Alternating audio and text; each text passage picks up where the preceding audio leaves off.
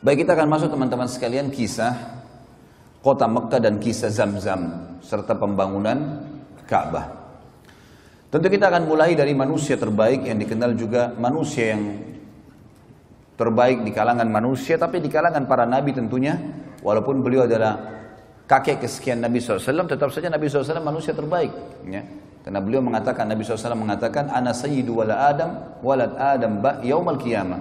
Saya pimpinan anak Adam pada hari kiamat, wala fakhr, dan tidak ada kesombongan di situ. Berarti walaupun ya, Ibrahim alaihissalam yang akan kita sebutkan kisahnya, kakek kesekian Nabi SAW, juga tetap saja beliau terbaik di kalangan semua manusia karena dikenal dengan Khalil. Tetapi Nabi SAW tetap walaupun cucu kesekian adalah lebih baik di posisi ya di sisi Allah SWT daripada ayah atau kakeknya kesekian ini. Ibrahim alaihissalam manusia yang luar biasa, manusia yang Allah Subhanahu wa taala berikan julukan melalui lisan nabinya Muhammad SAW dengan Abul Anbiya, ayahnya para nabi-nabi. Karena memang kisahnya akan kita lihat tentunya dengan dua orang istri yang dimiliki oleh Ibrahim alaihissalam. Namun sebelumnya saya akan mulai dulu dengan Ibrahim alaihissalam ini. Di masa kecilnya lahirlah Ibrahim alaihissalam dari dua orang tua, tapi yang disebutkan di dalam Al-Quran nama ayahnya Azar. Di zaman itu beliau lahir di Babilonia, dan Ibrahim alaihissalam dari suku asli Babilonia. Babilonia adalah suku nama kota di Irak, dan ini ada sukunya sendiri. Suku ini teman-teman bukan orang Arab, bukan orang Arab. Karena waktu itu orang Arab di zaman Ibrahim alaihissalam cuma ada di satu tempat, mereka belum menyebar. Adanya suku Arab di Mekah, adanya di Yaman. Adanya di Yaman, belum menyebar. Jadi memang setiap wilayah ada suku-suku sendiri. Babilonia ada sukunya, dan Ibrahim alaihissalam pada saat itu lahir di satu malam, satu sore hari menjelang maghrib, menjelang malam. Di hari tepatnya di mana Namrud, raja pada saat itu, mengaku sebagai Tuhan. Ayah Namrud meninggal, kemudian Namrud dinobatkan jadi raja. Tiba-tiba dia mengeluarkan sebuah informasi kalau dia adalah Tuhan, dan siapapun yang mengakui itu boleh mendapatkan apa saja yang dia minta. Apa saja yang dia minta. Minta harta, minta emas, minta tanah, minta apa saja dikasih. Maka orang berbondong-bondong banyak yang menyetujui masalah itu. Apalagi pada saat itu di Babilonia tidak ada seorang rasul, tidak ada nabi gitu. Pada saat lahirnya Ibrahim alaihissalam ini, Namrud pada malam harinya mimpi. Dia mimpi melihat kerajaannya hancur, terbakar sana sini. Lalu dia bangunkan semua penasehat-penasehatnya. Malam itu juga waktu dia ngaku sebagai Tuhan tuh. Apa takwil mimpi ini? Kok bisa saya mimpi seperti ini? Mereka semua angkat tangan mengatakan kami nggak tahu. Sampai ada satu orang yang akhirnya mengatakan, wahai Namrud, kemungkinan malam ini di Babilonia ada anak yang lahir laki-laki yang akan menghancurkan kerajaan Anda. Namrud lalu mengeluarkan sebuah instruksi yang aneh. Dia mengatakan kalau begitu semua anak laki-laki yang lahir di negeri ini malam ini bunuh. Azar, salah satu penasehat Namrud, ahli membuat patung, datang di istana Namrud, kemudian dia tahu informasi atau instruksi Namrud ini, dan dia tahu istrinya baru melahirkan malam itu, sore itu Ibrahim alaihissalam. Maka datanglah Azar ke rumahnya mengatakan kepada istrinya, bawalah Ibrahim ini ke hutan supaya Namrud tidak membunuhnya. Ringkas cerita, dibawalah Ibrahim alaihissalam ke sana.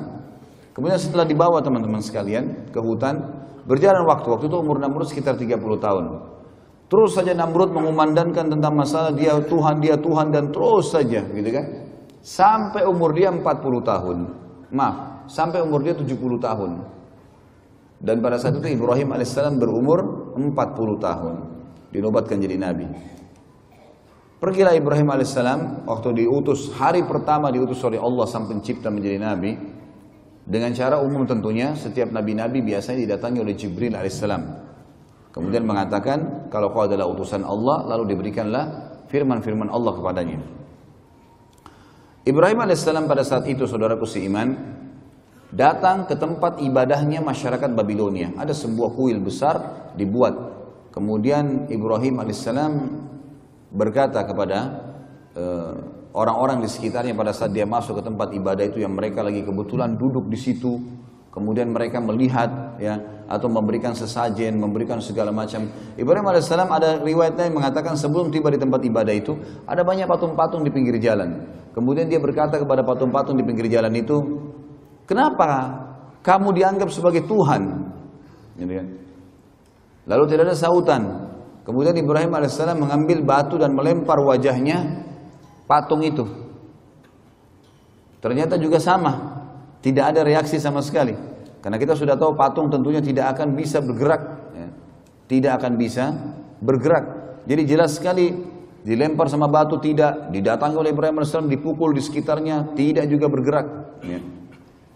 Yang jelas teman-teman sekalian, dengan penolakan, dengan Ibrahim AS melihat itu tidak ada apa-apa, yang sebelumnya pada saat dia dinobatkan jadi nabi, itu dia sempat, kejadian ini yang membuat Allah menobatkan jadi nabi. Dia duduk di hutan, kemudian dia melihat ke bulan di malam hari. Dia mengatakan, siapa ya Tuhan saya? Kayaknya ini Tuhan saya nih. Lalu kemudian ditunggu sama dia sampai pagi. Dia sempat menunggu ada suara kah, ada obrolan, tidak ada. Besok pagi terbit matahari, matahari lebih besar. Lalu dia mengatakan, ini kayaknya Tuhan saya, ini lebih besar. Gitu. Kemudian juga ditunggu sama dia sampai terbenam matahari, mataharinya hilang. Kemudian dia mengatakan, kalau begitu ini semua bukan Tuhan. Dan saya mengatakan, saya menyerahkan diri kepada Tuhan yang Maha Esa dan Maha Tinggi, agar ya memberikan kepada saya petunjuk. Maka akhirnya Allah Subhanahu Wa Taala menjadikan dia atau diberikan dia kenabian. Baik, ringkas cerita teman-teman sekalian, datanglah Ibrahim alaihissalam, kemudian bertemu dengan tempat ibadah yang dibuat oleh Namrud. Dan sampai sekarang tentu kalau teman-teman ketik di Google tentang masalah peninggalan Namrud di Babilonia, akan ada gambar-gambar, banyak sekali gambar-gambar peninggalan istananya, puing-puingnya, tempat pembakaran Ibrahim alaihissalam, banyaklah. Ya. Ibrahim alaihissalam mendakwai yang paling pertama ayahnya. Begitu datang, dia bertemu dengan ayahnya, didakwahi ayahnya, didakwahi kaumnya. Allah menyebutkan dalam masalah itu dalam Al-Quran, surah Al-Anbiya, surah nomor 21 ayat 52 sampai 73. Surah Al-Anbiya, surah nomor 21 ayat 52 sampai 73. A'udzu billahi minasyaitonir rajim. Idz qala li abihi wa qaumihi ma hadhihi tamathilul lati antum laha 'akifun. Qalu wajadna aba'ana laha 'abidun. قال لقد كنتم أنتم وآباؤكم في ضلال مبين قالوا أجئتنا بالحق أم أنت من اللاعبين قال بل ربكم رب السماوات والأرض الذي فطرهن وأنا على ذلكم من الشاهدين وتالله لأكيدن أصنامكم بعد أن تولوا مدبرين. Sampai sini teman-teman saya berhentikan dulu dan akan kita lanjutkan ayatnya. Jadi ayat 52 sampai ayat ayat 57 sampai ayat 57 dulu. Kurang lebih terjemahnya kata Ibrahim alaihissalam, ingatlah kata Allah ketika Ibrahim berkata kepada ayahnya dan kaumnya, apa nih patung-patung yang sedang kalian sembah? Mereka berkata, inilah yang kami temukan yang disembah oleh ayah-ayah kami. Kemudian kata Ibrahim alaihissalam, ketahuilah apa yang sedang kalian lakukan ini dan ayah-ayah kalian adalah sesuatu yang sesat, salah ini. Lalu kemudian mereka berkata, apakah kamu datang membawa kebenaran atau kau hanya sekedar datang untuk mengganggu kami? Maka Ibrahim AS mengatakan, Tuhan kalian adalah yang menciptakan seluruh langit dan bumi, pemiliknya, pengawasnya, pengurusnya, dan saya termasuk saksi atas itu. Saya akan memberikan kalian bukti-bukti. Dan kalau kalian tidak mau percaya, maka saya akan menghancurkan dan melakukan tipu daya terhadap Tuhan-Tuhan kalian ini. Ceritanya adalah Ibrahim alaihissalam masuk menemui ayahnya bersama dengan kaumnya lagi masuk ke dalam sebuah ma'bad, sebuah tempat ibadah yang dibuat mirip dengan piramida Mesir, Fir'aun, tapi piramida agak mengerucut kotak ya, seperti kotak lah batu-batu itu. Kalau ini enggak manjang, kayak bangunan manjang ke belakang, sampai sekarang masih ada tentu. Tangganya banyak ke atas. Ya, itu ada sebuah ruangan itu ditaruh patung-patung yang banyak sekali. Gitu. Di antaranya patung Namrud. Dan mereka selalu tiap hari datang berikan sesajen, mohon-mohon, diberikanlah nama nih dewa api, dewa matahari, dewa bulan, dewa apalah, segala macam dewa-dewa nama mereka. Kemudian pada saat itu yang selalu membawa sesajen hanya orang penjaga kuil, tidak boleh yang lain. Kalau orang lain maka akan kualat. Ibrahim AS datang pada hari di mana beliau dinobatkan jadi nabi dan temukan ada ayahnya di situ bersama kaumnya sedang menyembah. Ibrahim AS langsung naik, kemudian mendekati patung yang memang pada saat itu dikasih tinggi, ditinggikan tempatnya, naik tangga, naik ke atas. Tidak ada yang berani naik ke atas sana, kecuali penjaga kuil saja. Karena keyakinan mereka kalau didekatin patung-patung ini maka akan kualat, akan putus kakinya, akan putus tangannya, akan stroke badannya, akan segala macam hal. Akhirnya Ibrahim AS datang kemudian mengajak ngobrol patung itu, mengatakan, hai yang dianggap Tuhan oleh masyarakat Babilonia, apa kau tidak marah pada saat Ibrahim AS mengambil sesuatu sesajen di situ? Maka tidak ada sautan. Saya mengambil sesajenmu. Orang semua lagi lihat. Lalu Ibrahim AS mengucapkan 2 kali sampai 3 kali tidak ada jawaban. Lalu diambil sedikit di situ potongan makanan lalu dilempar ke wajahnya patung itu. Jatuhlah ya buah atau makanan tersebut, kemudian tidak ada sautan, karena kita tahu patung tidak akan bicara. Kata Ibrahim AS, hai yang dianggap Tuhan oleh masyarakat Babilonia, apa kau tidak bisa melawan saya? Kau tidak marah karena saya lempar kamu dengan sesajenmu sendiri? Nggak ada sautan. 2 kali nggak ada sautan, 3 kali nggak ada sautan. Mungkin biar jutaan kali tidak akan ada sautan tentunya. Pindah ke patung kedua dilakukan hal yang sama. Patung ketiga, semua patung itu dihina oleh Ibrahim AS. Setelah itu Ibrahim AS setelah keliling dari sisi kanan ruangan sampai ke sisi kiri, lalu dia mengatakan, hai kaumku, lihat ini apa yang kalian sembah. Patung kalian susun sendiri, kalian pahat sendiri, kalian bentuk matanya, kalian bentuk hidungnya, kalian yang pikul diangkat sampai ke situ. Lalu kenapa kok diminta tolong dari patung-patung ini? Yang telah menciptakan adalah kalian Tuhan, kalian Allah yang menciptakan langit dan bumi. Maka mereka diam, mereka tidak mau. Lalu Ibrahim mengatakan, saya pasti akan lakukan tipu daya terhadap patung-patung kalian ini. Apa tipu daya Ibrahim? Ayat 5, 8-nya berlanjut. Faja'alahum juzazan illa kabiran lahum la'allahum yarji'un. Qalu man fa'ala hadha bi'alihatina innahu laminadh zalimin. Qalu sami'na fatan yadhkuruhum yuqalu lahu Ibrahim. Qalu fa'tu bihi ala a'yunin nasi la'allahum yashhadun. Qalu a anta fa'alta hadha bi'alihatina ya Ibrahim? Qala bal fa'alahu kabiruhum hadha fas'aluhum in kanu yantiqun. Faraja'u ila anfusihim faqalu innakum antum zalimun. Thumma nukisu ala ru'usihim laqad alimta ma haula'i yantiqun. Qala afata'buduna min dunillahi ma la yanfa'ukum syai'an wa la yadurrukum uffil lakum wa lima ta'buduna min dunillah afala ta'qilun. Sampai sini teman-teman, sampai di ayat 67 ya. Ayat 67 saya terjemahkan dan saya hubungkan dengan kisahnya. Maka pada saat itu kaumnya keluar dari ruangan ibadah tadi, tinggalkan Ibrahim AS. Kata Ibrahim, sebentar, kalau kalian tidak mau dengar apa yang saya sampaikan, saya ini utusan Allah pencipta langit dan bumi dan saya akan sampaikan kepada kalian. Kalian tetap mau sembah berhala, saya akan lakukan tipu daya loh. Mereka tinggalkan, tidak mau dengar Ibrahim AS. Sempat bimbang tapi mereka tinggalkan. Ibrahim AS keluar cari kampak dan masuk menghancurkan patung-patung itu. Dipotong kepalanya, potong tangannya, potong kakinya, dihancurin semuanya. Dan Ibrahim AS membiarkan patung yang paling besar, patungnya Namrud ada di tengah-tengah ruangan. Enggak diganggu sama sekali. Tapi ada patung ular, patung singa, dipotong kepalanya, ditaruh di pahanya patung Namrud. Kampaknya juga ditaruh di tangannya patung Namrud. Maka besok pagi pada saat mereka mau beribadah lagi, mereka temukan tempat ibadah mereka hancur semuanya. Dan pada malam hari pada saat Ibrahim AS menghancurkan, penjaga kuil ada. Tapi penjaga kuilnya ketakutan. Karena dia sendiri yakin ini kualat, kalau dekatin patung itu kualat. Bisa stroke, bisa terpotong tangannya. Apalagi hancurin ke Ibrahim. Ini luar biasa Nabi Ibrahim AS. Maka dia tidak berani buat apa-apa, takut dia. Besok pagi orang-orang yang menyembah ditanya dia, kenapa ini? Siapa yang buat ini? Penjaga kuilnya nyaut, yang tadi malam tuh Ibrahim, gitu kan? Itu yang Allah katakan di sini. Kan? Maka Ibrahim menghancurkan semua. Juzazan illa kabira. Jadi memang Ibrahim AS menghancurkan lebur semuanya kecuali yang paling besar, patung Namrud, agar mereka sadar. Lalu mereka berkata, siapa yang membuat ini kepada Tuhan-Tuhan kami? Penjaga kuil mengatakan, kami mendengar dan yang kami tahu adalah yang tadi malam itu, Fatan itu dianggap anak muda, ya, yang semalam, yang bernama Ibrahim.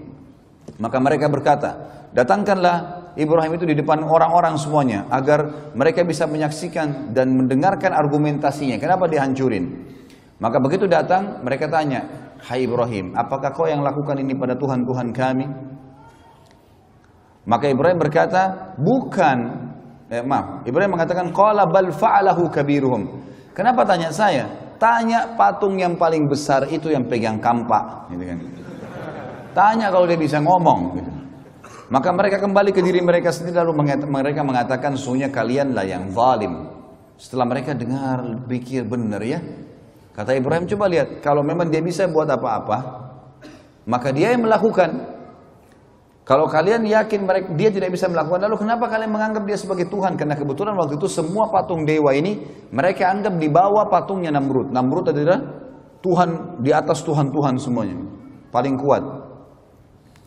Kemudian mereka kembali ke diri mereka, kata Allah. Setelah itu mereka, salah satu yang mengatakan, kayaknya kita yang zalim nih, kita yang salah. Kemudian mereka menundukkan kepala-kepala mereka, dan akhirnya Ibrahim menunggangi untuk berdakwah. Kata Ibrahim, bukankah kalian lihat patung-patung ini tidak bisa ngomong sama sekali?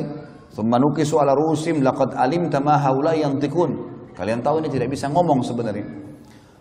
Kemudian Ibrahim mengatakan, apakah kalian menyembah selain daripada Allah yang tidak bisa memberikan manfaat dan mudarat kepada kalian sedikit pun? Sungguh kecelakaan dan terhina perbuatan kalian karena kalian menyembah selain Allah, sementara mereka, apakah kalian tidak berakal? Maka pada saat itu ada satu orang yang bilang, kayaknya Ibrahim ini harus kita laporkan ke Tuhan kita terbesar, Namrud. Kata Ibrahim, gak usah repot-repot, saya ke sana. Pagi hari, waktu itu sudah pagi. Namrud ini punya tradisi teman-teman sekalian, setiap pagi dia selalu duduk, setelah rapi, habis mandi, bersih segala, ada tirai yang ditaruh antara dia dengan pengikutnya, lalu diangkat tirai tersebut, ternyata orang-orang begitu lihat dia sujud semua, lalu mengatakan, wahai Tuhan kami yang agung Namrud, gitu. Begitulah ceritanya. Maka pada saat itu teman-teman sekalian, Ibrahim AS masuk bersama bondong-bondong manusia. Begitu tiba di dalam, semua orang diangkat tirai, semua orang sujud kepada Namrud kecuali Ibrahim AS. 40 tahun Namrud disujuti dan tidak pernah ada orang bangkang kecuali pada saat itu. Namrud tanya, siapa kamu ini? Kok bisanya kau tidak sujud dengan saya? Ibrahim AS utusan Allah. Dia nggak pakai ngomong, bukan mengatakan hai Raja Namrud, apalagi Tuhan Namrud gitu kan. Panggil namanya, hai Namrud. Belum pernah orang berani panggil Namrud begini gitu. Semua orang yang lagi sujud angkat kepalanya. Ini unik ini. Nggak pernah orang begini. Dia mengatakan, wahai Namrud, dari mana kau ngaku Tuhan? Kamu manusia biasa seperti saya, seperti kami semua. Punya dua mata, punya dua tangan, punya dua kaki. Kamu juga sama dengan kami, lahir dari bayi, anak-anak, remaja, tua. Seperti sekarang kau juga akan mati. Yang menghidupkan dan mematikan adalah Allah, Tuhanku dan Tuhanmu, dan Tuhan semuanya. Namrud waktu itu tidak mau kalah. Namrud mengatakan, baiklah Ibrahim, kalau kau ngaku Tuhanmu itu bisa menghidupkan, mematikan, saya juga bisa. Mau bukti? Kata Ibrahim, iya. Baik, tangkap, disuruh pengawalnya, tangkap 2 orang laki-laki yang lewat depan istana. Ditangkap 2 orang. Yang satu disuruh pergi, dikasih hadiah macam-macam, pergilah. Kemudian yang satu disuruh bunuh, mati di tempat. Kata Namrud, lihat, saya menghidupkan dan saya mematikan. Ini kan kebodohan, karena orang yang disuruh pergi sudah hidup sebelumnya. Tapi akal-akalan dia mengatakan apa? Ini saya menghidupkan dan saya mematikan. Jibril alaihissalam datang menyampaikan kepada Ibrahim, ini orang ini percuma, diajak dialog di dunia, di bumi, dia akan terus cari akal. Tantang di langit sekalian. Kata Ibrahim alaihissalam, wahai Namrud, Tuhanku dan Tuhanmu Allah. Dan Tuhan segala satunya memindahkan matahari setiap hari dari timur ke barat. Apa kau bisa? Maka terdiamlah Namrud, tidak bisa ngomong. Allah mengatakan, nanti kita bacakan ayatnya, fabuhital ladzi kafar. Maka orang kafir itu jadi terdiam, tidak bisa bicara.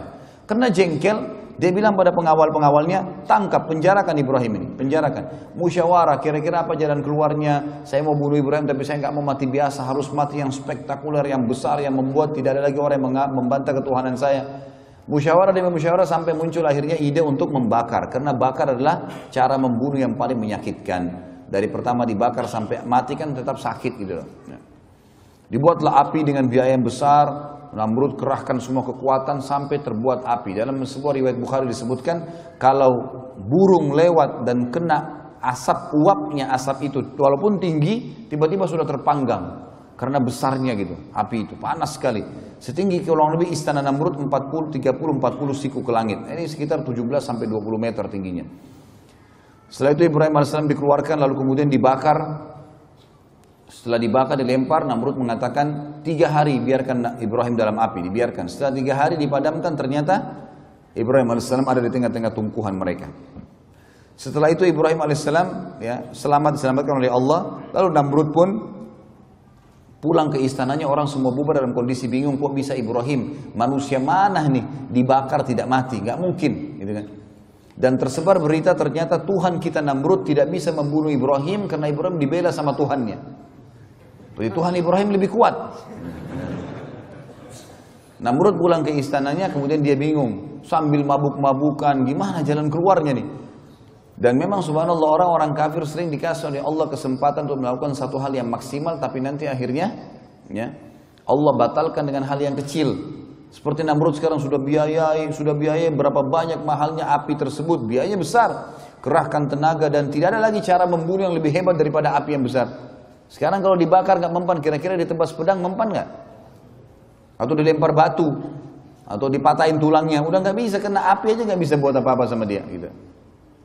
Maka Namrud pun besok paginya kedatangan, diutus oleh Allah padanya seekor lalat, yang lalat itu masuk ke lubang hidungnya. Gitu kan.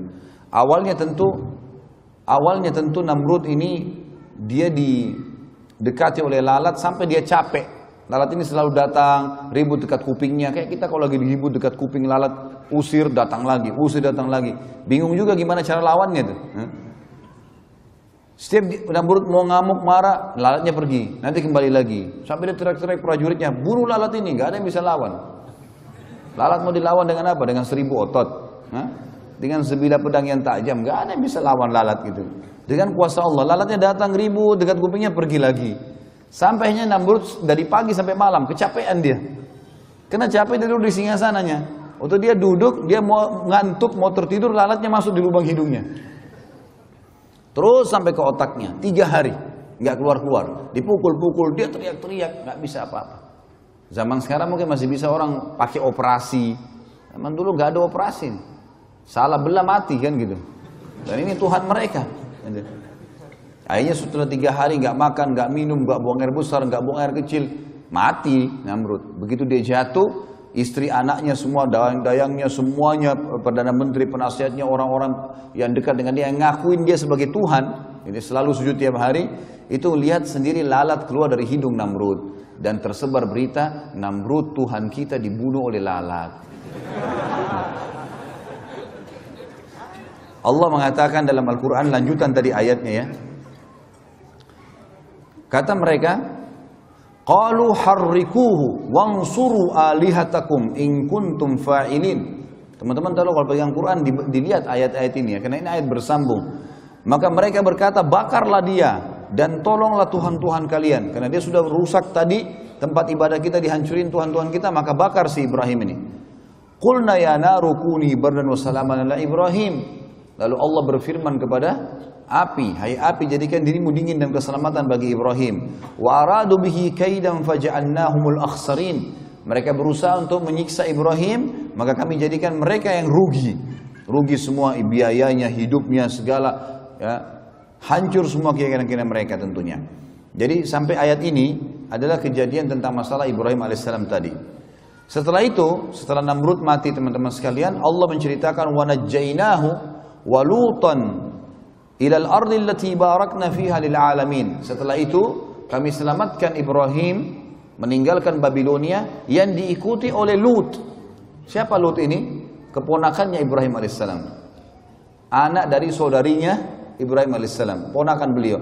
Dan Lut ini adalah orang yang pertama beriman kepada Ibrahim alaihissalam. Makanya Allah mengatakan dalam ayat lain, fa'amana bihi Lut. Lut beriman kepadanya. Dan Lut juga nanti diutus jadi nabi, yang kita tahu ada kaumnya homoseksual nantinya. Tapi itu kisah yang nanti lain lagi, kisah Nabi Lut alaihissalam. Tapi di sini diceritakan tentang dan kami selamatkan Ibrahim bersama Lut. Ya. ke negara yang kami ke negeri yang kami berkahi untuk seluruh alam semesta, maksudnya Palestina. Dan ini ada teman-teman kalau nonton di YouTube ada ceramah saya tentang Palestina yang terlupakan. Tablik Akbar di Bandung pada saat itu panjang lebar saya ceritakan tentang fadilah Palestina, fadilah Masjid Aqsa, bagaimana saya motivasi kaum muslimin untuk berusaha untuk bisa umroh menuju ke sana dan jangan terpengaruh dengan informasi yang menganggap sekarang lagi tidak aman, lagi tidak begini sehingga tidak datang. Pada saat saya bimbing umroh ke sana, subhanallah orang-orang Palestina pada pelukin tuh. Saya kenalan kalau dia tahu dari Indonesia dipeluk sama mereka. Dia bilang kedatangan kamu ke sini sudah cukup buat kami. Sudah cukup. Artinya ini motivasi yang luar biasa dan orang-orang Yahudi memang tidak mau kita datang ke sana. Karena kalau antum datang, antum memberikan motivasi, walaupun misalnya tidak bisa membantu secara harta dan seterusnya, karena kita cuma bawa dana secukupnya, walaupun memang sumbangan-sumbangan saya bawa dari Indonesia, kemudian kita letakkan langsung di Masjid Aqsa atau Imam Masjid Aqsa yang diberikan, tapi itu yang terjadi. Tapi ada di situ berkah memang luar biasa negeri itu. Enak, sejuk, semua buah-buahan ada, macam-macam. Negeri itu luar biasa, ternyata Palestina itu negeri yang banyak gunung-gunung dan memang dingin, subur sekali. Subur. Seperti Allah katakan dalam ayat ini, allati barakna fiha lil alamin. Kami berkahi itu untuk semua alam semesta. Artinya kalau orang datang tinggal sana akan tentram, akan hidup. Karena ditanam apapun, negeri Syam terkenal, ditanam apapun maka akan tumbuh, gitu kan? Tumbuh buah-buahan. Sampai dikatakan pernah ada jalanan pecah, ya, jalan raya pecah, retak jalannya, kemudian tumbuh pohon apel, gitu kan? Saking suburnya negeri itu. Wa wahabna lahu Ishaqa wa Yaquba nafilah wa kullan ja'alna minas salihin. Lalu kami karuniakan untuknya Ishak dan Yakub sebagai hadiah dari kami, kata Allah, dan semuanya kami jadikan orang-orang soleh. Nanti akan kita jelaskan tentang kisah bagaimana ibunya Ishak alaihissalam, Sarah, mandul beberapa tahun tidak punya anak. Nanti akan kita ceritakan sebentar, tapi ini terlintas dalam ayat ini disebutkan namanya.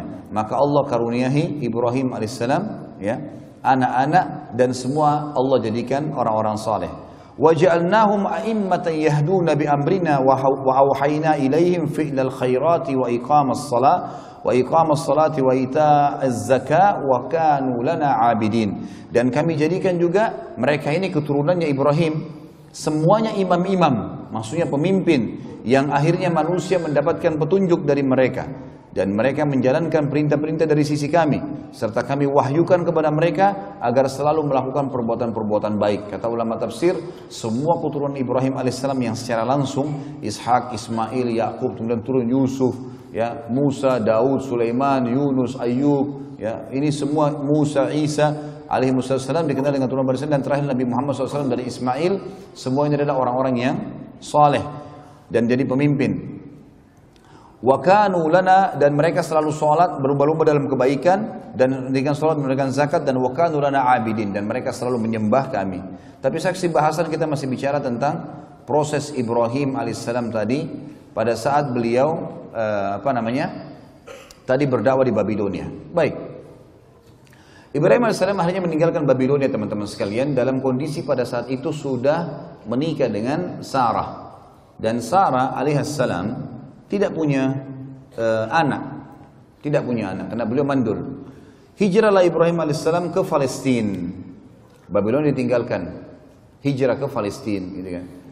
Tinggal di Palestina, dan ini menandakan Palestina masuk dalam lokasi dakwah beliau alaihissalatu wassalam. Dan kita perlu tahu teman-teman sekalian, semua nabi-nabi sebelum baginda Nabi SAW, sebelum Nabi Muhammad SAW diutus untuk wilayah-wilayah tertentu dan kaum tertentu saja. Ibrahim alaihissalam punya 3 lokasi. Babilonia yang akhirnya ditinggalkan karena sudah selesai masalah Namrud tidak mau beriman dan kaumnya pun banyak yang kufur. Kemudian Allah suruh hijrah ke Palestina. Kemudian di Palestina banyak orang yang mengikuti risalah Nabi Ibrahim alaihissalam, dan kita tahu ada pembangunan Masjid Aqsa di situ. Kemudian dan dibangun oleh Ibrahim alaihissalam. Kemudian beliau disuruh ke Mekah. Nanti akan kita jelaskan kisah panjang lebar munculnya kota Mekah. Dan ini juga adalah lokasi dakwah Ibrahim alaihi salatu wassalam. Kita masuk sedikit di kisah rumah tangga Ibrahim alaihissalam. Beliau memiliki istri Sarah, dan setelah menikah cukup lama, kemudian juga bertahun-tahun, ya, disebutkan dalam riwayat sampai umur Sarah mencapai 60 tahun belum punya anak. Ringkas cerita, pada saat Ibrahim alaihissalam pergi ke Palestina, hijrah dari Babilonia, Beliau satu hari ingin masuk ke Mesir. Dan Palestina sama Mesir dekat sekali. Ya, kalau kita lihat di peta, cuma dipisahkan, ada daratan kecil tapi dipisahkan dengan Laut Merah. Ya, dipisahkan dengan Laut Merah. Dari Laut Merah ini bisa orang nyebrang langsung ke Palestina. Dan sampai sekarang kalau teman-teman ke Jordan, kalau umroh plus Aqsa biasanya mampir di Jordan. Di Jordan itu ada satu tepi di Laut Merah, di ujung Laut Merah itu ada 4 negara bertetangga. Palestina, Mesir, kemudian Yordania, dan Saudi. 4 negara berdekatan karena di pojok dari Laut Merah itu. Ibrahim alaihissalam pergi ke sana, dan waktu itu di Mesir ada raja zalim. Ada raja zalim. Kezaliman raja ini apa teman-teman sekalian? Dia suka mengambil istrinya orang. Penyakit. Dia anggap kalau ada perempuan dinikahi oleh seorang laki-laki, pasti perempuan ini punya kelebihan. Diambil sama dia. Dan diambil ini memang diambil jadi selir, dirampas dari suaminya. Sarah alaihissalam wanita terkenal dengan kecantikannya. Sampai sebagian ahli sejarah mengatakan, dinukil dalam beberapa athar, di antara wanita yang sempurna secara fisik adalah Hawa, ibu kita, kemudian Sarah, istri Ibrahim alaihissalam, Asia, istri Fir'aun, Khadijah, Fatimah, istri Nabi SAW dan anak Nabi SAW, gitu kan? Itu tersebutkan memang. Gitu. Yang jelas Sarah ini punya kelebihan fisik yang luar biasa, sehingga laki-laki kalau melihatnya itu pasti sepakat mengatakan orang ini cantik, seperti itulah.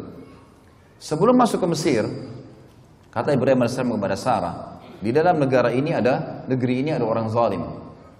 Ini zalim luar biasa nih. Dia suka ngambil istri orang. Jadi kalau kamu didekatin nanti oleh prajurit-prajurit. Jadi raja ini punya prajurit-prajurit ngeliling di jalan-jalan Mesir. Ada perempuan cantik, ditanya kalau ada laki-laki sebelahnya, siapa kamu? Suaminya. Langsung dibunuh suaminya, diambil. Bawa ke raja. Seperti itulah, diambil secara paksa. Kata Ibrahim, nanti kalau kau ditanya siapa, katakan kau saudariku. Maksudnya saudari seiman. Karena ada ukhuwah Islamiyah gitu kan, ada persaudaraan dalam Islam. Islam ini agama yang satu dari Adam alaihissalam sampai Nabi Muhammad alaihissalam, semua agama satu, Islam, tidak ada agama lain. Cuma ada pembaharuan syariat. Makanya kata Nabi SAW, saya dan semua nabi-nabi seperti orang yang satu induk. Satu induk, sama, cuma perbedaan hukum halal haramnya yang berbeda. Tidak boleh dipungkiri salah satunya. Kalau kita sekarang ada yang mengatakan Musa bukan nabi, kafir. Atau Isa bukan nabi, kafir. Nggak boleh. Semua harus kita yakini. La nufarriqu baina ahadin min rusuli. Kita tidak beda-bedakan di antara para nabi-nabi dan rasul, tapi risalah yang diterapkan adalah, hukum yang diterapkan adalah yang dibawa oleh nabi terakhir alaihi salatu wassalam, Nabi Muhammad sallallahu alaihi wasallam. Yang jelas teman-teman sekalian, kata Sarah, baiklah. Begitu masuk di Mesir, dengan hikmah Allah, ternyata orang Mesir, prajurit Mesir Raja Zalim ini lihat Sarah. Begitu dia langsung didatangin. Pertanyaan pertama ditanya, siapa kamu? Ibrahim mengatakan, saya saudaranya. Tanya Sarah, siapa kamu? Saya saudarinya. Tapi karena cantiknya Sarah, dia nggak peduli lagi. Mau suami, mau bukan, pokoknya ambil. Tangkap nih orang. Ini yang disuka sama raja nih. Dibawa. Ibrahim alaihissalam tidak boleh ikut, ditahan. Bawalah Sarah alaihissalam masuk ke istana raja. Begitu lihat rajanya langsung nafsu mau mendekati. Sarah alaihissalam berdoa kepada Allah, ya Allah, ambil alih orang ini. Gitu. Jangan sampai coreng kehormatan. Karena ini raja, nggak ada yang bisa lawan dia. Kecuali dengan kuasa ilahi. Tiba-tiba tangan kanannya raja ini stroke. Nggak bisa bergerak. Waktu dia mau jama, nggak bisa bergerak tangannya. Kata raja itu, apa yang kau lakukan dengan saya? Kata Sarah, saya berdoa pada Tuhan saya untuk menyelamatkan dari keburukanmu. Dia bilang, kalau gitu berdoa sama Tuhanmu, minta supaya saya disembuhin. Saya tidak akan ganggu kamu. Sarah alaihissalam berdoa, ya Allah, sembuhkan orang ini. Sembuh tiba-tiba tangannya. Tadinya nggak bisa bergerak. Dia sudah mau jama, berhenti, kayak matung tangannya gitu. Tiba-tiba sembuh. Dia nggak percaya nih. Dia kan tidak beriman sama Allah. Ini penyembah patung ini, orang ini. Kayaknya mungkin ini sihir kali, mainan. Dia mau jama lagi. Sarah alaihissalam yang kedua berdoa. Dua-dua tangannya stroke. Raja itu. Tidak bisa bergerak. Dia bilang, apa yang kau lakukan? Kata Sarah, saya berdoa sama Tuhan saya. Kalau supaya diselamatkan dari keburukanmu, saya sudah bersuami dan ini tidak boleh. Dalam agama kami tidak boleh. Baik, minta sama Tuhanmu agar saya disembuhin. Tangannya dua-dua diam, nggak bisa, kaku. Sembuhin, saya tidak akan ganggu kamu. Sarah alaihissalam depan dia berdoa, ya Allah, sembuhkan orang ini. Sembuh tiba-tiba tangannya. Ternyata masih belum puas nih. Mau lagi jamah Sarah. Sarah alaihissalam berdoa yang ketiga kali. Tiba-tiba stroke semua badannya kecuali mukanya. Semua nggak bisa bergerak. Takut sekujur tubuhnya gitu kan. Lalu dia sudah tahu. Dia bilang, mintalah sama Tuhanmu supaya saya disembuhkan dan saya tidak akan ganggu kamu serta semua ini penasihat saya, dayang-dayang saya semua jadi saksi. Saya tidak akan ganggu kamu. Kata Sarah, baiklah. Ya Allah, sembuhin dia. Sembuh tiba-tiba. Apa kata raja ini dengan ketakutan? Keluarkan perempuan ini dari istana saya karena yang kalian bawa jin bukan manusia.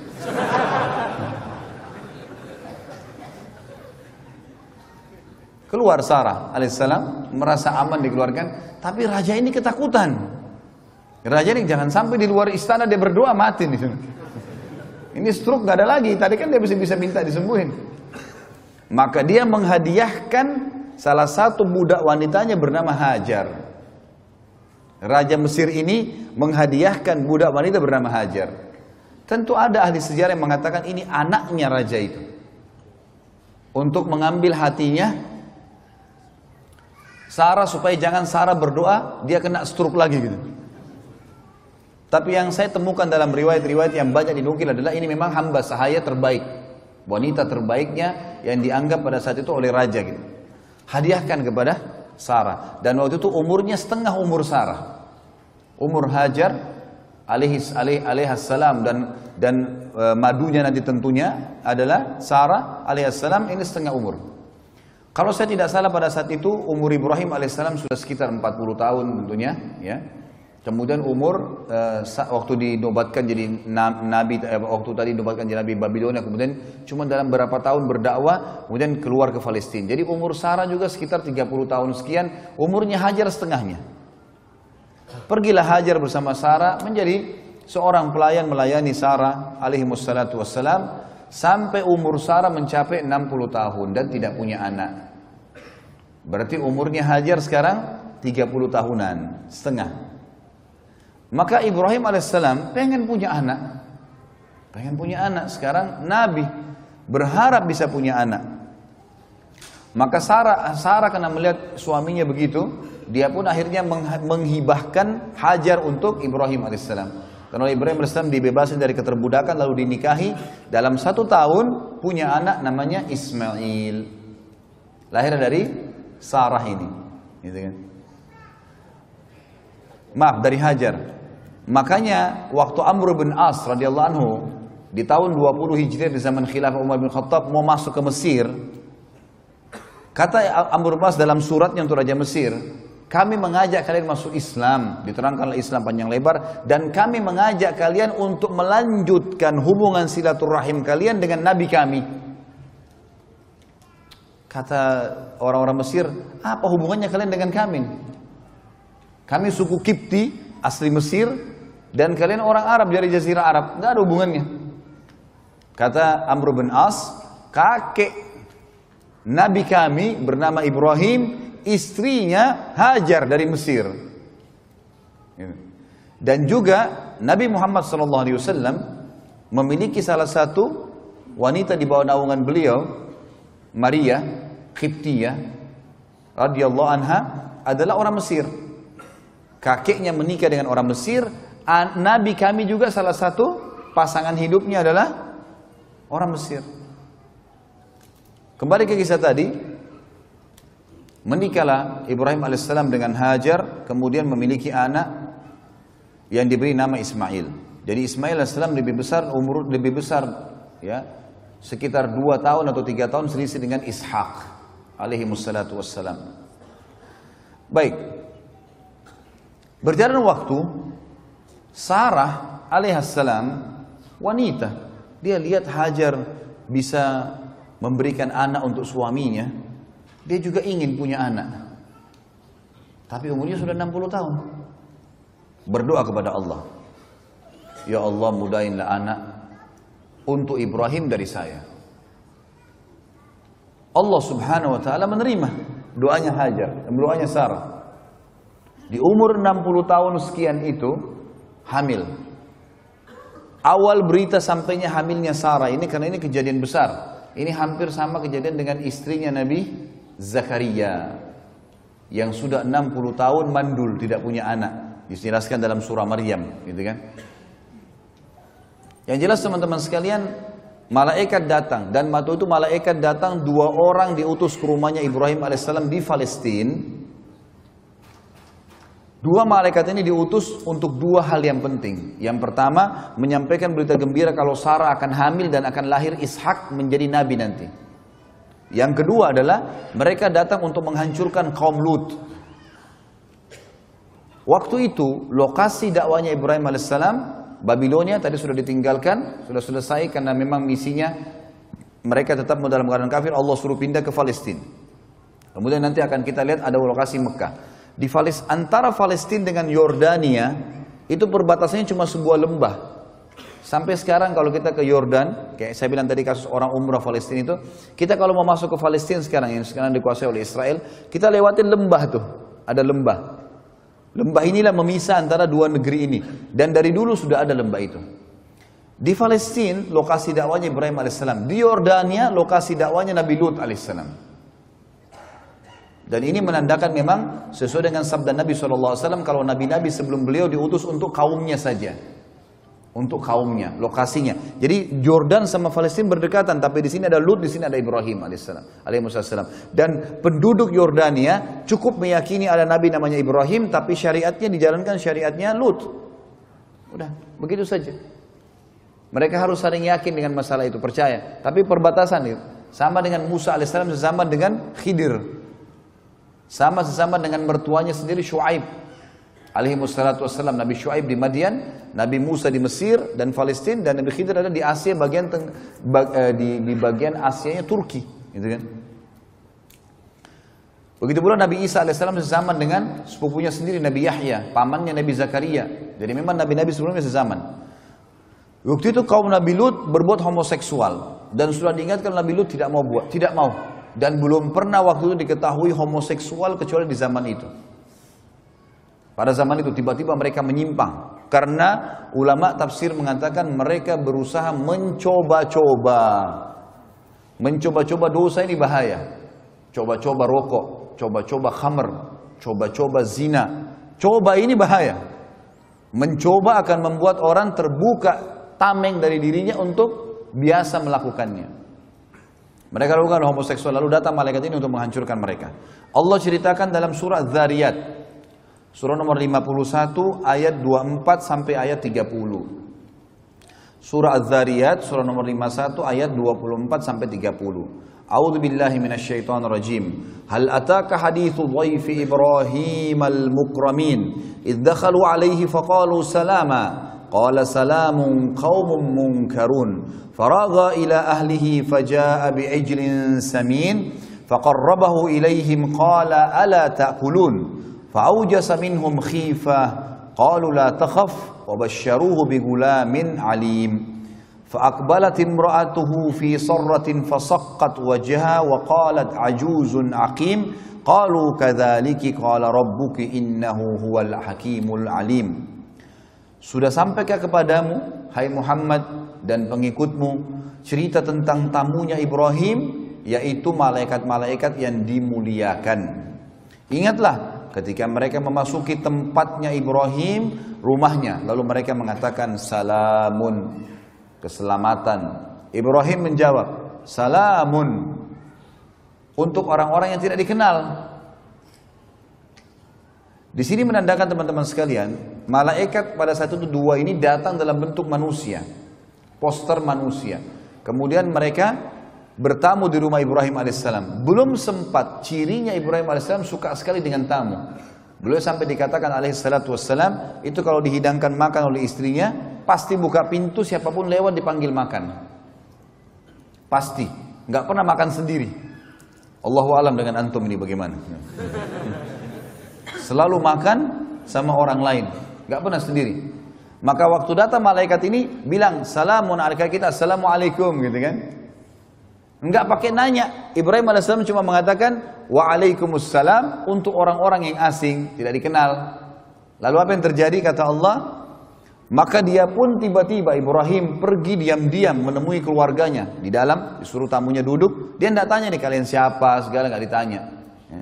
Ini ciri orang beriman, nggak pakai nanya. Kalau kita dari depan pagar masih tanya, siapa, mau apa?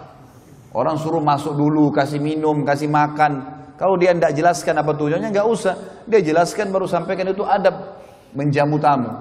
Wajibkan dalam Islam. Kata Nabi SAW, siapa yang mengaku beriman pada Allah dan akhir, dia harus menghormati tamunya. Menghormati, kata ulama, adalah mengikramnya dengan cara mempersilakan masuk, menghidangkan makan dan minum, bertersenyum di wajahnya tanpa bertanya. Nanti kalau dia jelaskan, maaf ya saya datang karena ini, baru kita jawab. Harus begitu. Ibrahim alaihissalam menjamu begitu. Masuk langsung ke keluarganya, dan apa yang dia lakukan? Dia pun akhirnya menyembeli anak sapi gemuk. Ibrahim alaihissalam langsung menyembeli, langsung suruh istrinya masak.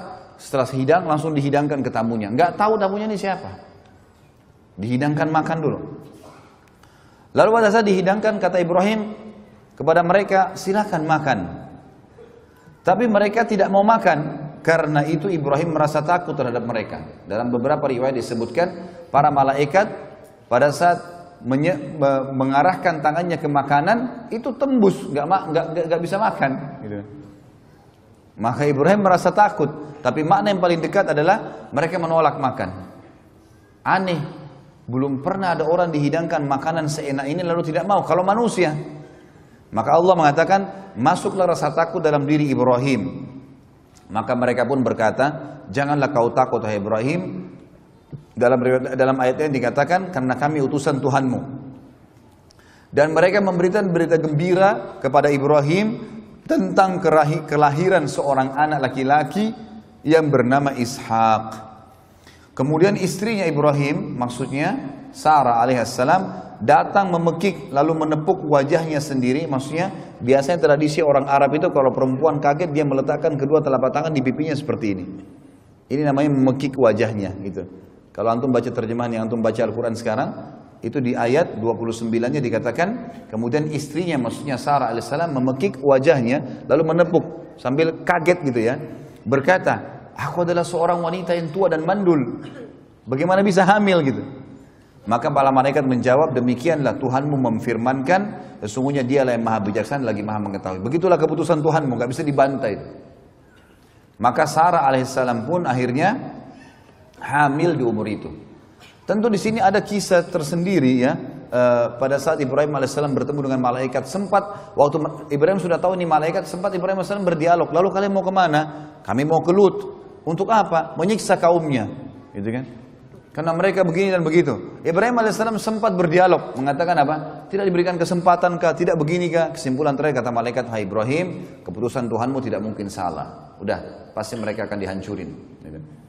Nanti teman-teman insya Allah, tolong didoakan. Mudah-mudahan saya lagi ngatur, lagi merancang, ikhtiar gitu kan, menyusun kisah 25 Nabi dan Rasul. Dan insya Allah akan kita sampaikan dari Adam sampai Nabi Muhammad SAW. Ringkas, bukan ringkas lah ya, secara global mudah-mudahan semampu saya mengumpulkan itu. Dan kita akan ambil pelajaran-pelajaran dari para Nabi-Nabi dan Rasul. Karena sekarang sirah Nabi Alhamdulillah sudah hampir sempurna. Dan serial sahabat sudah ada 15 serial sahabat yang saya sudah bahas. Dan kita targetnya 100 sahabat, tinggal serial para Nabi-Nabi yang insya Allah kita bisa ambil dari mereka. Pelajaran. Baik. Nanti akan ada kaum Nabi Lut dan kisah-kisah kaumnya, apa yang mereka lakukan, ayat-ayat semua berhubungan dengan masalah itu. Setelah Sarah alaihissalam melahirkan seorang anak yang bernama Ishak, Nabi Ibrahim alaihissalam akhirnya sekarang memiliki 2 orang anak. Ismail dari istri kedua Hajar, dan Ishak dari istri pertama Sarah alaihissalatu wassalam. Datang perintah Allah subhanahu wa ta'ala kepada Ibrahim alaihissalam pada saat itu untuk membawa istri keduanya Hajar bersama dengan anaknya Ismail ke sebuah lembah yang sangat jauh dari Palestina. Itulah Mekah. Waktu itu tidak ada manusia teman-teman, tidak ada manusia, nggak ada pohon, lembah. Jadi kalau kita lihat gambar aslinya, itu ada beberapa gambar diilustrasikan, digambarkan oleh para sejarawan yang ada di Mekah. Sekarang ada di beberapa museum diletakkan. Itu Ka'bah dulu berada pas di lereng gunung, di sebuah lembah. Jadi itu kalau hujan pasti banjir. Karena di sekitarnya itu ada dua gunung besar, As-Suwaida dengan Abi Kubais, gunung yang sangat besar. Ini lembah tengah-tengah. Dan dulu tidak ada Ka'bah, nggak ada pohon, nggak ada kehidupan. Nanti kita akan bacakan ayatnya. Pada saat itu perintah Allah SWT mutlak kepada Ibrahim AS, bawa istrimu Hajar dengan Ismail ini ke wilayah tersebut. Dipandulah Ibrahim AS. Ibrahim AS berkata pada istrinya, siap-siaplah ikut dengan saya. Ikutlah Hajar, patuhan pada suaminya. Dan kita lihat nanti di sini bagi teman-teman yang berumah tangga, ambil ibrah dari para nabi-nabi ini. Luar biasa mereka dalam berumah tangga. Bagaimana suami patuhnya sama Allah, bagaimana istri patuh dengan suaminya pada hal yang membantu untuk mendukung perintah Allah itu, bukan pada kemaksiatan. Dan apa nanti yang didapatkan oleh Hajar karena dia patuh sama suaminya. Lihat bagaimana banyaknya pahala yang dia akan panen. Pergilah Hajar tanpa bertanya, subhanallah. Ini disebutkan dalam para ulama mengatakan adab istri begini. Suaminya bilang ikutlah, nggak pakai nanya, ikut duluan. Karena suaminya nggak jelasin dan dia sudah memang di sini patokannya adalah suaminya soleh. Karena Ibrahim AS Nabi. Artinya kalau seorang akhwat kita punya suami soleh dan mengatakan ikutlah dengan saya, udah ikut aja. Nanti kalau dijelasin kita akan ke rumah ibu saya, kita akan ke sini, ya sudah. Perintah Allah, bukan karena dia. Karena suami istri teman-teman harus menganggap pasangannya tanda kutip adalah boneka yang Allah titipkan. Ini setiap kita laki-laki di sini harus menganggap istri kita adalah boneka tanda kutip yang Allah titipkan. Ini istrimu ya, saya jadikan sebagai istrimu, sudah halal kemaluannya dengan kalimat akad, maka dia punya hak, naungi dia, didik dia, berikan nafkah, penuhi kebutuhannya. Karena saya, karena Allah, bukan karena dia. Maka saya akan berikan pahala, mati masuk surga. Di sana akhwat kita juga begitu. Ini suamimu ya, ini tanda kutip boneka yang saya titipin. Layani dia, penuhi kebutuhan biologisnya, makanannya, pakaiannya, cuci segala macam, pakai masakannya, segala macam. Karena saya akan kasih balasan. Tinggal sabar sampai mati sudah dapat balasan. Ini variabel-variabel hukum yang harus kita paham. Jadi kita berbuat baik pada mereka, anak kita, orang tua kita, semua ini Allah yang berikan hubungan variabel dan ada bentuk ketaatan kepadanya. Harus difahami. Hajar alaihissalam pergi. Dikatakan dalam sebuah athar, sepanjang jalan Hajar nggak pernah nanya mau kemana hai suamiku, nggak pernah nanya. Ibrahim AS istirahat, disiapin makannya, dilayani. Jauh, Palestina ke Mekah teman-teman dengan kuda tercepat sebulan perjalanan. Kuda tercepat. Ibrahim AS dari Palestina ke Mekah waktu itu pakai unta. Lebih lama lagi. Tiba di lembah itu belum ada Ka'bah. Karena perlu kita tahu ya. Ka'bah ini teman-teman dibangun pertama oleh Adam alaihissalam bersama dengan anaknya Syith alaihissalam. Syith adalah anak Adam yang sangat saleh, terkenal. Tulisannya Shin Ya Tha, Syith. Ini orang saleh sekali dan dia bersama ayahnya membangun nanti tentu ada kisah dalam kisah Nabi-Nabi saya akan jelaskan insyaallah. Maka Syith ini membangun Ka'bah bersama ayahnya. Tapi pada saat terjadi banjir besarnya Nuh alaihissalam yang dikenal dengan kiamat kecil, habis semua termasuk Ka'bah, bangunannya hancur. Karena semua bumi ini hancur, tenggelam dengan air, dari bumi dikeluarkan air, dari langit juga hujan air. Semua hancur, kecuali yang ada di atas kapalnya ya, Nuh alaihissalam. Sebagaimana dijelaskan, nanti ada kisah juga kisah Nabi Nuh panjang lebar masalah itu tentunya. Yang jelas teman-teman sekalian, yang tertinggal adalah pondasi Ka'bah. Diistilahkan dalam Al-Quran Bakkah. Bibakkah, gitu kan? Ada ulama tafsir mengatakan adalah Mekah, ada yang mengatakan adalah makna daripada pondasi dasarnya Ka'bah. Tinggal pondasi itu. Ibrahim AS itu seorang nabi, sudah dijelaskan oleh Allah yang maha tinggi dan maha pemurah itu melalui Jibril tentang masalah kota ini. Tiba di Mekah, di lembah itu tidak ada lihat apa-apa karena pondasi Ka'bah pun tertutup dengan padang pasir, lembah kosong, tidak ada tanaman sedikit pun. Maka yang terjadi apa teman-teman sekalian? Ibrahim alaihissalam mengatakan kepada Hajar, turunlah di sini, turunlah di sini, ya. Dan di sini aku akan meninggalkanmu. Ibrahim alaihissalam setelah mengucapkan kalimat itu teman-teman sekalian, membalikkan untahnya mengarah ke Palestina. Cuma itu kalimatnya. saya akan meninggalkan kau di sini, tinggallah, saya akan pulang. Gak bicara yang lain, langsung arahkan untanya. Hajar di sini sebagai manusia muncul sebuah pertanyaan. Ini lembah, tidak ada satu pohon kering, gak ada, apalagi pohon basah. Gak ada hewan, gak ada manusia, padam pasir, gunung-gunung batu, gak ada apa-apa sama sekali. Sampai sekarang teman-teman kalau ke Mekah, kalau kita bayangkan tidak ada bangunannya, itu batu semua, gunung batu sama padang pasir. Itu dulu belum ada bangunan sama sekali. Maka Hajar mengikuti unta dari belakang, mengatakan, wahai Ibrahim, apa kau tinggalkan kami di lembah yang tidak ada makan, tidak ada manusia, tidak ada hewan, nggak ada pohon? Ibrahim alaihissalam sambil nangis jalan. Nggak jawab. Hajar ikuti dari belakang, wahai Ibrahim, apa kau tinggalkan kami di lembah? Dengan ini bayangkan ya, saya tidak tahu bagaimana kalau ada akhwat kita, suaminya suruh turun dari mobil, diapain tuh mobil? Ini sudah dilemparin batu kali. Ini sudah diletakkan, tak ada sebab, nggak ada penjelasan, masih ikut. Wah Ibrahim, kenapa kau letakkan dengan santun? Kenapa kau letakkan kami di lembah? Nggak ada manusia, nggak ada hewan, nggak ada pohon. Ibrahim AS sambil nangis jalan di atas unta. Yang ketiga kali ditanya, wahai Ibrahim, kenapa kau letakkan kami di lembah? Tidak ada manusia, tidak ada hewan, tidak ada tumbuhan. Ibrahim nggak jawab.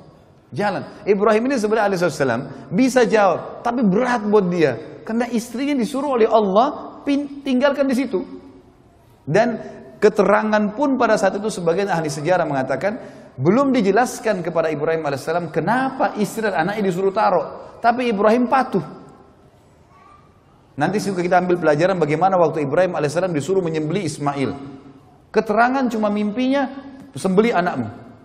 Nggak ada keterangan yang lain ini. Nggak ada keterangan nanti kalau kau patuhi nanti akan saya ganti dengan kambing. Nggak ada.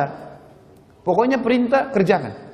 Sama Musa alaihissalam, kita ambil pelajaran dari para nabi luar biasa. Disuruh angkat tongkatnya, cambuk ke Laut Merah. Musa tidak tahu ini air mau jadi terbang kamu apa. Pokoknya perintah Allah, cambuk tongkatmu. Tongkat ini biasa dipakai untuk mengurus gembalaannya, tongkat kecil. Musa alaihissalam patuh, lakukan. Orang mukmin begitu. Kerjain dulu, nggak usah nanya kenapa. Kenapa duhur sama asar 4 rakaat, 4 rakaat? Kenapa Allah protes lagi? Kenapa nggak dikasih jam 2 saja 4 rakaat sekali?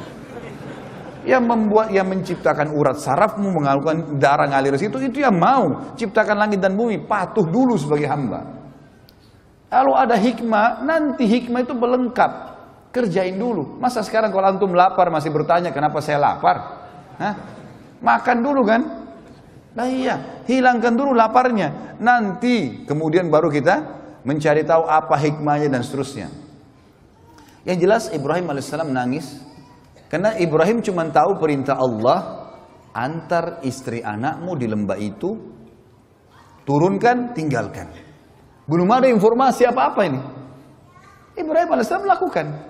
Makanya waktu Hajar tanya, apa yang mau dijelaskan? Perintah Tuhanku hanya suruh taruh kamu, selesai. Tapi Ibrahim berat katakan. Lalu kata Hajar alaihissalam, ini bukti keimanan yang luar biasa. Kata ulama, ini bermula daripada awal panen pahalanya Hajar yang sampai hari kiamat akan ada. Dia mengatakan apa? Allahu amaraka bihada. Sebentar Ibrahim, apakah Allah yang perintahkan kamu mengerjakan ini? Ibrahim tidak nyaut apa-apa, cuma nganggungin kepalanya. Gak bisa jawab. Hajar dikatakan dalam riwayat dengan suara yang merdu, dengan suara yang santun mengatakan, idzan la yudayyi'ana. Kalau begitu Allah tidak akan membiarkan kami. Artinya pulanglah Ibrahim, pergi kemana saja. Saya akan tinggal sama anak saya di sini. Di lembah teman-teman, tidak ada kehidupan, tidak ada manusia. Tapi ini keimanan yang luar biasa. Suami istri yang punya iman yang luar biasa. Ibrahim AS pulang sambil nangis. Di tengah jalan tentu dia berdoa. Ya Allah, aku tinggalkan keluargaku di sebuah lembah, nggak ada manusia, nggak ada hewan, nggak ada, dikatakan dalam Al-Quran biwadin ghairi dzi zara', di sebuah lembah yang tidak ada dzi zara'. Dzi ini teman-teman dalam bahasa Arab atau zu digunakan untuk menunjukkan sesuatu yang melampaui batas. Misal ada orang pintar sekali, zaki dikatakan dalam bahasa Arab. Tapi kalau orang itu super pintar dikatakan zu zaka. Orang ini punya kepintaran melampaui batas, luar biasa. Digunakan untuk itu. Apa kata Ibrahim? Saya meninggalkan keluarga saya, ya Allah, biwadin ghairi dzi zara'. Di sebuah lembah tidak ada zara', tidak ada daun batang pohon kering, enggak ada.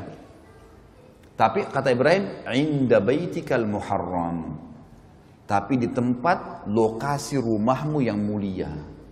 Nah, ayat ini menjelaskan kepada kita teman-teman sekalian kalau memang di situ ada pondasinya Ka'bah, sudah ada. Sebagaimana juga Allah berfirman dalam surah Al-Imran, surah nomor 3 ayat 96 tentang masalah Ka'bah. A'udzu billahi minasyaitonir rajim. Inna awwala baitin wudi'a lin-nasi lalladzi bi Bakkah mubarakan wa hudan lil alamin. Sesungguhnya rumah yang mula-mula dibangun untuk Allah beribadah, ya, agar manusia bisa beribadah kepada Allah di muka bumi adalah Baitillah di Bakkah.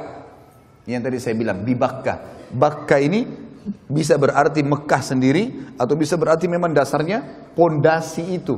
Karena Allah sedang membicarakan inna awwala baitin. Sesungguhnya rumah pertama untuk ibadah. Maka berarti yang dimaksud adalah pondasinya juga di sini bisa berarti gitu. Yang penuh dengan berkah dan petunjuk bagi seluruh alam semesta. Petunjuk bagi seluruh alam semesta. Kemudian teman-teman sekalian, setelah Ibrahim AS berdoa begitu, Ibrahim melanjutkan banyak tentu dalam ayat Al-Quran, ya, yang dikatakan ya Allah, mereka untuk mendirikan sholat, mereka untuk menunaikan zakat, utuslah kepada mereka manusia-manusia yang datang kepada mereka, ya, supaya bisa hidup, jangan mereka sendirian gitu. Tentu kita tinggalkan dulu kisah Ibrahim alaihissalam. Saya mau tutup teman-teman dengan kisah Hajar. Tentu insya Allah nanti malam ada sesi 2-nya kan. Ya. Ini kalau antum mau ikutin tidak selesai-selesai ini kan, panjang ini ceritanya. Kita teman-teman sekalian, Hajar alaihissalam waktu ditinggal, manusia, seorang ibu, dia mulai lihat bekal airnya. Zaman dulu orang kendi dibuat dari kulit hewan, kulit unta, kulit kambing, kecil. Artinya beberapa sedotan habis. Waktu itu Ismail alaihissalam masih dalam susuan, baru setahunan umurnya, gitu kan. Maka Hajar alaihissalam melihat di sekitarnya, coba ikhtiar sebagai manusia, ada enggak manusia, ada enggak kafilah lewat, ada enggak apa pohon bisa bernaung. Yang beliau lihat di situ gunung yang dia bisa jangkau. Tentu Mekah ada 2 gunung besar, As-Suwaidah dengan Abi Qubais. Ini sulit, terlalu besar untuk dinaikin. Tapi ada gunung di situ, Safa dan Marwah. Gunung Safa dan Marwah. Ini bukit, gunung bisa terjangkau, bisa manusia bisa naik. Maka Hajar supaya bisa lihat dari jarak jauh, dia naik ke Safa. Naik ke Safa, dia lihat ke arah Marwah. Marwah cukup jauh yang kita tahu kan, itu kurang lebih 1 kilo jaraknya. Maka dia lihat ke sana. Nah teman-teman sekalian, di padang pasir, memang ini sudah menjadi sesuatu yang ilmiah pun sudah diteliti. Jadi ada fata morgana. Antum kalau melihat di padang pasir, teman-teman kalau pernah di Dubai, pernah di Saudi, di musim panas, kita kalau lagi jalan di jalan rayanya, itu dari kejauhan kita seperti lihat ada genangan air. Padahal nggak ada air, itu fata morgana saja. Jadi itu rupanya pantulan dari wilayah lain yang ada air dengan cahaya matahari, dengan hikmah Allah SWT tentunya. Maka Hajar alaihissalam lihat ke arah gunung Marwah. Beliau lihat di sana ada genangan air, pantulan dari tempat lain gitu. Maka Hajar alaihissalam melihat di sekitarnya semua padang pasir, sana genangan air di Marwah. Dia turun dari gunung Safa menuju ke Marwah. Di tengah-tengah lembah, beliau berlari kecil untuk membantu dirinya supaya bisa naik ke Marwah. Naiklah ke atas. Naik ke Marwah nggak ada air. Dia balik lagi arah matanya ke arah Safa, dilihat di Safa ada air. Turun lagi dari Marwah ke Safa, di tengah-tengah lembah lari lagi untuk naik ke Safa. Begitu terus sampai 7 kali.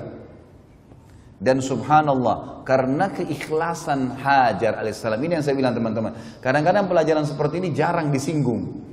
Karena keikhlasan mematuhi perintah Allah pada suaminya dan patuh pada suaminya, kemudian dia berusaha ikhtiar mencari sesuatu buat dirinya hidup, Allah menjadikan perbuatannya itu abadi sampai menjelang hari kiamat. Kenapa? Karena Allah jadikan semenjak itu di syariat Ibrahim alaihissalam, di syariat semua nabi-nabi sesudahnya, dan syariat Nabi Muhammad SAW, sampai hari kiamat terjadi sebuah hukum di haji dan umrah, Safa dan Marwah, sa'i. Artinya setiap orang yang sa'i dipanen pahalanya oleh Hajar alaihissalatu wassalam.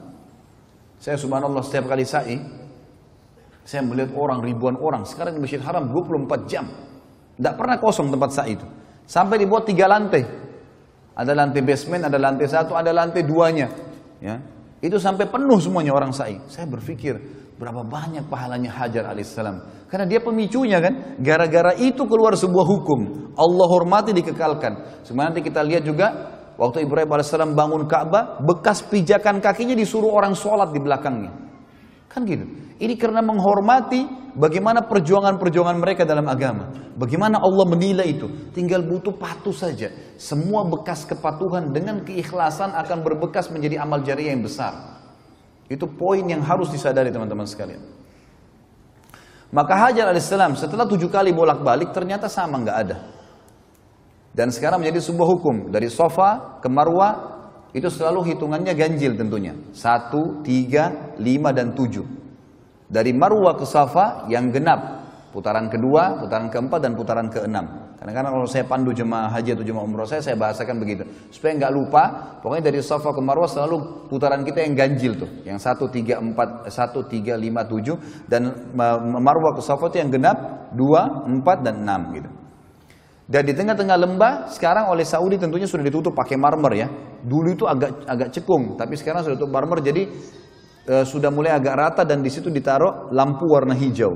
Gitu. Ditaruh lampu hijau untuk menjelaskan kalau dulu Hajar di sini berlari kecil dan kita sunnahnya berlari kecil. Kalau laki-laki disuruh berlari, kalau perempuan ya mempercepat langkahnya atau berlari kecil yang kita bahasakan tadi. Baik, setelah 7 kali teman-teman bolak-balik ternyata ini adalah fata morgana, nggak ada air, maka Hajar pun ambil ikhtiar untuk kembali ke arah anaknya. Waktu itu Ismail AS ditaruh di tanah, jadi tinggalkan di sebuah tempat yang disusun batu-batu dari padang pasir di sekitarnya untuk menaungin minimal dari panas. Yang terjadi waktu dia kembali alaihissalatu wassalam, dia melihat di sebelah kakinya Ismail alaihissalam ada mata air. Ada 3 riwayat yang menjelaskan masalah itu, yang 2-nya masih didoifkan para ulama, yang 1 disahihkan. Yang pertama dikatakan air itu keluar dari sentakan kakinya Ismail pada saat menangis. Dan ini dilemahkan. Ada riwayat kedua mengatakan keluar dari telapak kakinya untahnya Ibrahim alaihissalam. Ini juga dilemahkan. Yang ketiga adalah ini yang disahihkan, Jibril alaihissalam datang dan mengepakkan dengan sayapnya, lalu keluarlah mata air tersebut. Waktu datang, Hajar lihat, bayangkan teman-teman kalau kita sa'i sekarang saja dengan kondisi pakai AC, lalu kita sa'i masih haus tuh. Hah? Benar gak? Senyap betul ini. Hah? Ini senyap sudah mau berhenti atau masih mau dengar? Ini sudah 2 jam lebih kita ngomongin. Masya Allah. Taib. Ala kulli hal, teman-teman sekalian, sekarang saja kalau sa'i, apalagi kalau musim panas, kita butuh air zam-zam. Dan diletakkan oleh kerajaan Saudi, Masya Allah, jazakumullah khair, dengan air zam-zam banyak. Bayangkan zaman dulu Hajar alaihissalam. Plong, terbuka, tidak ada atap. Lari-lari nyari air dari 7 kilo nih. Sekilo, itu ke 7 kilo. Lari. Kembali, begitu lihat mata air, kira-kira apa yang terjadi? Hajar alaihissalam buru-buru mendatangi air tersebut. Karena dia tahu dia cuma 2 sama anaknya. Lalu dia membuat bendungan dari tanah padang pasir sama tangannya. Alaihissalatu wassalam, dibuat bendungan sambil dia mengucapkan bahasanya orang Babilonia. Maaf, bahasanya orang Mesir. Bahasa asli Kipti. Dia mengatakan zam. Apa artinya itu? Berkumpullah. Gitu kan? Kata ulama, karena ucapan kalimatnya saja ini Hajar alaihissalam. Ini pelajaran kedua, amal jariah yang besar. Semenjak kalimat zam-zam keluar dari mulut setiap orang, Hajar panen pahalanya. Lihat ibrah yang luar biasa gitu. Bagaimana orang panen pahala hanya karena ketulusan kepada Allah. Sedikit bergerak, pahalanya berlipat-lipat. Gitu kan? Tentang sholat duha misal, saya kasih contoh keluar dari sini. Kata Nabi SAW, di dalam tubuh manusia ada 360 sendi. Kalau dia harus bersedekah untuk 360 sendinya sebagai tanda syukur kepada Allah agar sendi-sendinya bisa bagus, bertahan. Dan 2 rakaat sholat duha menutupi sedekah 360 sendi. Mana bisa berimbang 2 rakaat sholat duha 5 menit ya, menutupi sendi kita yang 360 sendi semuanya aman. Seharian itu dijamin sampai besok lagi. nggak berimbang. Hadis Muslim yang ini dikatakan siapa yang berpuasa 1 hari untuk Allah, gitu kan, Allah akan jauhkan dari neraka sejauh 70 tahun. Kan sedikit bergerak, balasannya luar biasa. Lalu kenapa antum tidak berbuat amal saleh? Ayo. Hajar al-Islam cuma mengatakan zam-zam. Ditutup. Apa kata Nabi SAW dalam hadis Bukhari? Semoga Allah merahmati ibunya Ismail. Kalau dia tidak menahannya, tidak membuat bendungan tadi, maka Zam-Zam akan menjadi lautan yang luas. Subhanallah teman-teman, kalau antum tahu Zam-Zam itu luar biasa. Sumur dibuat oleh kerajaan Saudi. Maksudnya di sumur itu ya dirapiin lah ya sekitarnya. Itu ada ditaruh tanda, gitu. Air Zam-Zam ini tiap hari berapa juta kubik tuh diambil. Berapa banyak orang yang minum? Bukan cuma orang Mekah, ini kalau sumur biasa sudah kering, gitu kan. Itu dikuras teman-teman, diambil.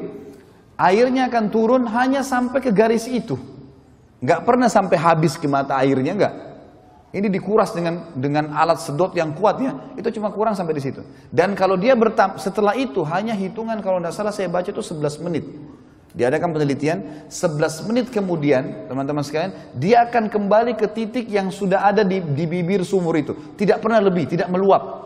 Selalu ada di situ, dengan hikmah Allah. Luar biasa Zam-Zam itu. Makanya kata Nabi SAW, Zam-Zam liman syuribalah. Bukan cuma itu, Zam-Zam sesuai dengan niat orang yang meminumnya. Sampai Imam Syafi'i mengatakan apa? Saya minum Zam-Zam dengan minta 3 hal. Minta agar panahan saya tidak meleset. Jadi beliau hobi berburu, gitu kan? Beliau mengatakan saya minum Zam-Zam minta agar panahan saya tidak meleset, dan sebenarnya itu tidak pernah meleset panahan saya. Yang kedua saya minta agar dijadikan sebagai ulamanya muslimin. Saya pun tidak kenal Imam Syafi'i rahimahullah. Dan yang ketiga saya minum Zam-Zam minta masuk surga. Orang faham, ulama faham tentang masalah hadits Nabi SAW. Zam-Zam luar biasa. Dan semenjak orang minum Zam-Zam, ya, maka Hajar pun panen pahalanya. Jadi penyebutan namanya sendiri, air Zam-Zam, itu sudah cukup. Dia menyebutkan. Kemudian Ismail AS diberikanlah minum oleh Hajar AS. Kemudian setelah minum teman-teman sekalian, pada waktu itu juga, ini di pagi hari. Pada waktu itu juga terjadilah sebuah kejadian kecil. Kejadian kecil ini teman-teman sekalian adalah pecahnya bendungan Ma'rib. Sekarang Mekah kita tinggalin dulu. Perjalanan Ibrahim AS kita tinggalin dulu. Kita sekarang lihat sebuah kejadian yang berhubungan dengan itu. Kejadiannya adalah di Yaman, di negeri Yaman, dulu itu ada kehidupan yang subur sekali. Mereka punya bendungan namanya Saddul Ma'rib. Terkenal sekali Saddul Ma'rib. Maka mereka dulu saking suburnya ada bendungan yang Allah kasih mereka ilmu untuk itu. Di sisi kanan dan kirinya itu penuh dengan segala jenis tumbuh-tumbuhan, sayur-sayuran, dan segala jenis buah-buahan. Sampai mereka tuh termasuk negara yang orang kalau mau coba segala macam buah-buahan atau sayur pasti ke Yaman zaman itu. Di zaman Ibrahim AS. Berjalan waktu mereka kufur kepada Allah, tidak bersyukur, maka Allah hancurkan bendungan mereka. Saddul Ma'ribnya hancur. Pada saat Saddul Ma'rib hancur teman-teman sekalian, yang terjadi adalah semua kebun-kebun mereka yang buah-buahan dan sayuran diubah oleh Allah menjadi pohon-pohon sidir, sidir ya, bidara yang tidak ada buahnya dan durinya banyak, serta pohon-pohon cemara. Jadi nggak berfungsi lagi. Akhirnya apa yang terjadi? Mereka keluar, suku-suku Arab pertama kali keluar waktu itu dari negeri Yaman. Belum pernah keluar. Tidak ada suku Arab di dunia dulu kecuali di situ.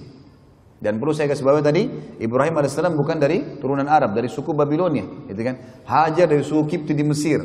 Nanti akan kita jelaskan teman-teman, akan ada awal mula keluar istilah Arab asli dan Arab musta'ribah. Ini secara histori tentunya, ya. Ada Arab yang asli, ada Arab yang terarabkan. Semua orang yang menikah dengan turunan Arab atau orang yang menggunakan bahasa Arab, maka dikatakan orang Arab. Contoh misal, Irak itu, tadi saya bilang asli Babilonia. Kenapa sekarang bisa dikatakan negeri Arab? Karena bahasanya bahasa Arab. Dan pada saat Sa'ad bin Abi Waqqas radhiyallahu anhu menembus Persia, Irak, Iran, Afghanistan, Rusia, maka yang terjadi adalah wilayah Irak ini banyak menikah dengan para sahabat, masyarakat setempat, dan jadilah mereka negeri Arab. Negara-negara yang tidak menggunakan bahasa Arab seperti Iran, dulunya juga takluk di tangan kaum muslimin. Rusia tidak dikatakan negeri Arab. Mesir juga sisi lain adalah suku Kipti. Karena waktu Amr bin As radhiyallahu anhu masuk tahun 20 Hijriah ke Mesir, kemudian banyak sahabat yang menikah dengan orang-orang asli sana, lalu sampai sekarang mereka menggunakan bahasa Arab di negaranya, maka dikatakan Mesir negara Arab. Sama dengan negeri Syam, Palestina. Palestina itu bukan asli orang Arab sebenarnya. Maaf, di Palestina ada asli orang Arab memang. Mereka kalau mereka itu dari suku Adnan, ya. Dari turunan Ismail AS, nanti setelah kita jelaskan masalah pernikahan beliau dengan salah satu dari anak kepala suku Jurhum. Kemudian ada Yordania. Yordania itu bukan negara Arab tadinya. Libanon, Syria, ini semua tidak menggunakan, tapi karena menggunakan bahasa Arab setelah menikah juga dengan para sahabat yang dipimpin oleh Abu Ubaidah bin Jarrah dan Khalid bin Walid radhiyallahu anhu di perang yang terkenal banyak sekali di sana, peperangan penembusan negeri Syam, maka mereka jadi bahasa Arab. Sama juga dengan Tunis, Jazair, Maroko. Tiga ini terkenal dengan suku Barbar, asli suku Barbar. Tapi karena berbaur dengan sahabat, menikah dan seterusnya, hanya menggunakan bahasa Arab dikatakan negeri Arab. Baik, awal mulanya suku Arab keluar dari Yaman karena hancurnya Saddul Ma'rib. Keluarlah suku pertama waktu itu namanya suku Jurhum. Suku Jurhum, ya. Suku Jurhum ini teman-teman sekalian adalah suku yang besar, jumlahnya banyak orangnya. Keluar dari Yaman. Mereka tujuannya, kalau saya ibaratkan mungkin kotak ini ya, kotak mihrab kita ini adalah Jazirah Arab, peta Jazirah Arab. Maka Yaman itu berada di selatan, di bagian bawah. Dan negeri Syam, Palestina, Yordania, Libanon dan Syria di utaranya, di atas. Jadi orang-orang Yaman, suku Jurhum ini mau pergi ke negeri Syam. Karena negeri Syam ini teman-teman sekalian negeri yang subur. Pernah saya jelaskan kan, sampai kalau jalannya pun pecah, itu keluar pohon apel, nggak ditanam, nggak diapa gitu, saking suburnya. Mereka hancur bendungannya, mereka mau pergi ke sana. Nah, di tengah-tengah antara Yaman sama negeri Syam, ada Mekah, Madinah, di tengah-tengah. Madinah lebih dekat dengan negeri Syam, Mekah lebih dekat dengan negeri Yaman. Makanya nanti kita akan pelajari dalam sejarah kita teman-teman sekalian di sini, sejarah Nabi SAW, itu kafilah-kafilah Quraisy. Kalau mereka belanja ke negeri Syam, ya, mereka kalau pulang harus lewat Madinah. Makanya kafilah mereka banyak ditahan oleh muslimin di Madinah itu, karena mereka harus lewatin, karena Mekah dulu baru Madinah, kemudian baru negeri Syam. Tapi itu nanti ada bahasan insya Allah. Yang saya ingin diberatkan, pada saat itu teman-teman sekalian keluarlah suku Jurhum dari Yaman, dari bawah selatan Jazirah Arab menuju ke Syam. Mereka lewat di lembah Mekah. Mereka tahu ini lembah padang pasir, gak ada kehidupan. Tapi mereka kaget, mereka lihat dengan hikmah Allah. Ini pada hari yang sama ya, pada pagi itu. Jadi suku Jurhum sudah keluar dari beberapa hari yang lalu nih ceritanya. Tapi mereka pada saat hari tibanya Hajar alaihissalam dengan Ismail alaihissalam di lembah Mekah, hari itu juga dengan hikmah Allah, mereka lewat di situ. Dan mereka lihat di lembah itu kok ada burung yang berputar. Biasanya di padang pasir itu kita tahunya ada kehidupan, ada air. Kalau ada burung yang berputar-putar, gitu kan? Itu menandakan di bawahnya ada air. Mereka bilang, pimpinan sukunya bilang, kayaknya kita nggak pernah tahu di sini ada air nih. Tapi perilaku burung ini aneh, menandakan ada air. Coba pergi lihat. Datanglah akhirnya beberapa orang suku ini datang ke sana. Mereka temukan Hajar dan Ismail alaihissalam. Hajar lagi duduk dekat mata air yang terus keluar, gitu kan? Sementara Ismail di sebelahnya. Yang terkenal dari suku Jurhum dan suku-suku Yaman ini teman-teman, adab dan tata kerama. Mereka tidak datang menyerang, mereka tidak ambil. Mereka tahu mata air sumber kehidupan. Ada air hidup semua. Kata Allah dalam Al-Quran, A'udzubillahi minasyaitonir wa ja'alna minal ma'i kulla syai'in hayy. Kami jadikan dari air semuanya hidup. Gitu ya.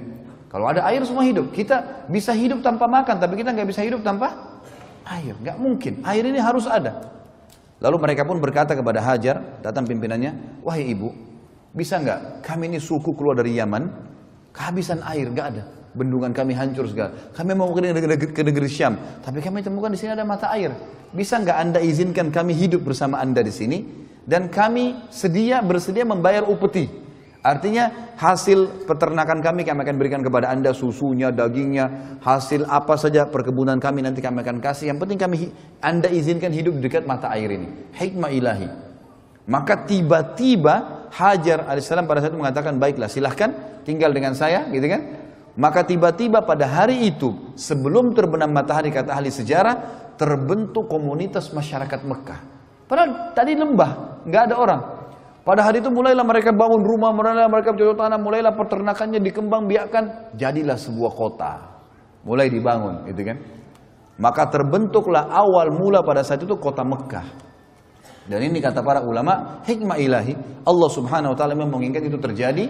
Dan juga tentu saja, ya, ini juga Allah subhanahu wa ta'ala ingin menyelamatkan Hajar alaihissalam yang memang sudah diatur oleh Allah untuk itu. Dan nanti akan ada kisah Ismail dari masa kecilnya sampai menikah dengan suku Jurhum dan seterusnya, ke depannya akan kita sampaikan insya Allah nanti malam.